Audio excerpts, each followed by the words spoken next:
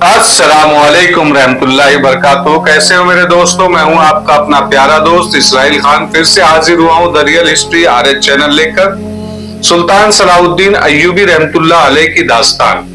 उम्मीद है ये दास्तान आपको अच्छी लगती होगी। आपका अपना चैनल है, इसे लाइक, सब्सक्राइब, कमेंट, शेयर जरूर करिएगा मेरे दोस्तों।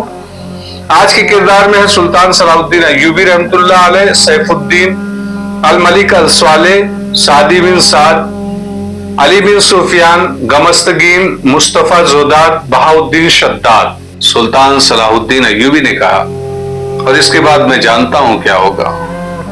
फौजियों को नशे और बदकारी का आदी बना दिया जाएगा। मुस्तफा ने कहा, बनाया जा रहा है। हशीशैन भी अपनी कार्रवाइयों में मसरूफ हो गए हैं। अब यूं होगा कि जो सालार या नायब सालार सलेबियों की दुश्मनी दिल से नहीं निकालेगा और जिहाद का कायल रहेगा, उसे हशीशैन के पेशावर कातिलों के हाथों पुरअसरार तरीके से कत्ल करा दिया जाएगा। मुस्तफा ने सुल्तान अय्यूबी को तफसील से बताया कि कौन सा अमीर क्या कर रहा है। इस तफसील का लब्बो लुबाब ये था कि उमरा जहां खुद मुख्तार हो गए थे, वहां उन्होंने एक दूसरे को दुश्मन समझना शुरू कर दिया था। उन्होंने एक दूसरे के खिलाफ फौजी तैयारियां शुरू कर दी थी। सलेबी इस निफाक और चपकल्लस को हवा दे रहे थे। सुल्तान अय्यूबी ने कहा, आपने अच्छा किया है जो मुझे वहां के हालात बताने आ गए हैं। अगर आप ना आते तो मुझे इन तफसीलात का इल्म ना होता। अलबत्ता यह अंदाजा करना मुश्किल न था कि 11 साल के बच्चे को सुल्तान बनाकर वो लोग क्या करना चाहते हैं। और मुस्तफा ने पूछा, और आप क्या करना चाहते हैं? अगर आपने फौरी कार्रवाई न की तो समझ लें कि सल्तनत इस्लामिया का सूरज डूब जाएगा या डूब गया है। आपकी कार्रवाई सिर्फ जंगी होनी चाहिए। यह दिन भी मुझे देखना था कि मैं भाइयों के खिलाफ जंगी कार्रवाई की सोचूंगा, सुल्तान सलाहुद्दीन अय्यूबी ने कहा। मैं इससे डरता हूं कि मेरे मरने के बाद गद्दार तारीख में यह न लिख दे कि सलाहुद्दीन अय्यूबी खाना जंगी का मुजरिम था। अगर आप इस डर से काहिरा में बैठे रहे तो तारीख आप पर यह शर्मनाक इल्जाम आयद करेगी कि नूरुद्दीन जंगी मर गए थे तो सुल्तान सलाहुद्दीन अय्यूबी का भी दम निकल गया था। उसने मिस्र पर अपनी गिरफ्त मजबूत रखने के लिए सल्तनत इस्लामिया को कुर्बान कर दिया था। सुल्तान अय्यूबी ने कहा, हाँ, ये इल्जाम ज्यादा शर्मनाक होगा। मैं हर पहलू पर गौर कर चुका हूं। मुस्तफा, अगर मैं जिहाद फी सबीलिल्लाह के लिए निकलता हूं तो मैं ये नहीं देखूंगा कि मेरे घोड़े तले कौन रौंदा जाता है। मेरी निगाह में वो कलमा गो कुफ्फार से बदतर है जो काफिर को दोस्त समझता है। आप वापिस चले जाएं। मैंने अली बिन सुफियान को वहां भेज रखा है, लेकिन याद रखना कि वो जासूसों के भेष में गया है। वहां किसी को मालूम नहीं हो सकेगा कि अली बिन सुफियान उनके दरमियान घूम फिर रहा है और जायजा ले रहा है कि वहां किस किस्म की कार्रवाई की जरूरत है। आप जाकर ये देखें कि कौन कौन सा सालार मशकूक है।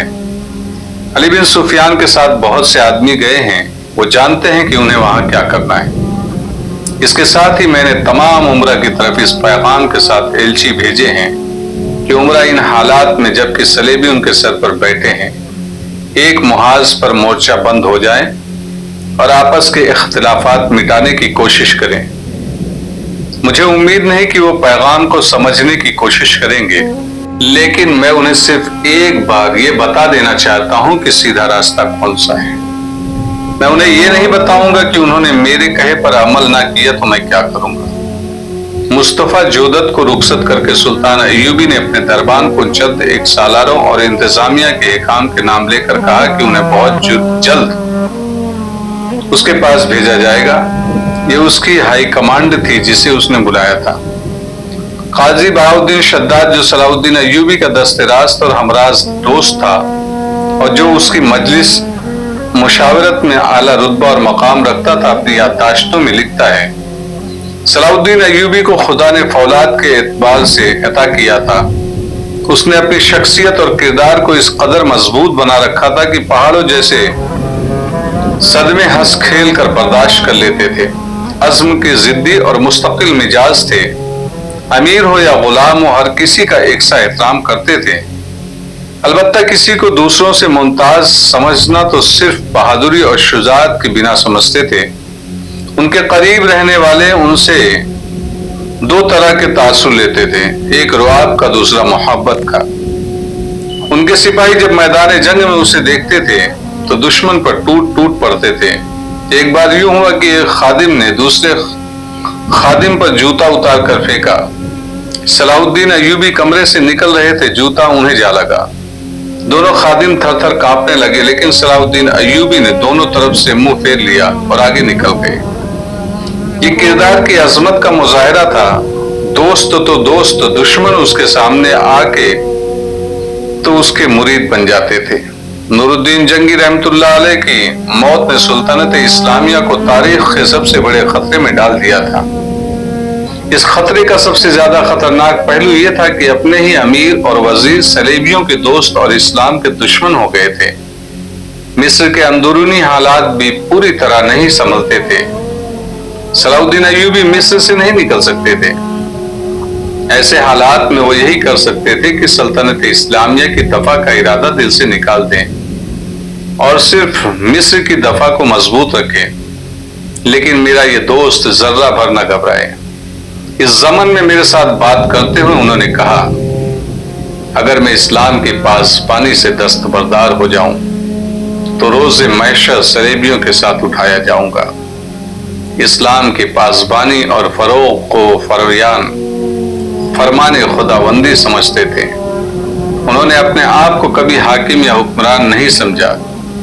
مجھے سلطان صلاح الدین ایوبی کی نوجوانی بھی یاد ہے، جب وہ پوری طرح عیش و عشرت میں ڈوب گئے تھے اور رقص و سرد کا ولدادہ تھے۔ موسیقی اور رقص کی باریکیوں اور گہرائیوں کو سمجھتے اور نسوانی حسن کو دل کھول کر خراج تحسین پیش کرتے اور تعیش کے لیے حسین ترین لوگوں کا انتخاب کرتے تھے۔ کبھی کسی کے وہم و گمان میں بھی نہیں آیا تھا کہ یہ نوجوان چند ہی سال بعد اسلام کا سب سے بڑا علم بردار اور اسلام کے دشمنوں کے لیے برق اور طوفان بن جائے گے۔